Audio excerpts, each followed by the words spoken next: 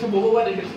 বলছে একটি চিড়িয়াখানায় খরগোশ ও পায়রা আছে, তাদের মাথার সংখ্যা 200, এগুলো হচ্ছে হেড, আর তাদের পায়ের সংখ্যা 580। তাহলে ওই চিড়িয়াখানায় কতগুলি পায়রা আছে? তাহলে খরগোশের কয়টি পা? খরগোশের দেখো 4টি পা। ধরে নিই যদি 200টাই খরগোশ থাকতো তাহলে সর্বাধিক কতগুলো পা হতে পারতো? 200 × 4। সর্বাধিক খরগোশের পায়ের সংখ্যা হতো 800। আপাতত আমি মনে করে নিই 200টাই পায়রা রয়েছে, তাহলে 200 × 2 কত হচ্ছে? 400টা।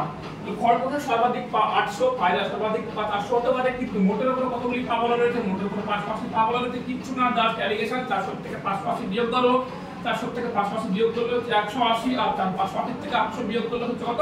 220। আমি অনুপাত করে নিচ্ছি, 0 0 কেটে দিলাম, 2 দিয়ে কাটলাম 9, 2 দিয়ে কাটলাম 11, 11 আর 9 অনুপাতের যোগফল হচ্ছে 20। এই 20 মানে হচ্ছে 200, 1 মানে হচ্ছে 200/20 = 10।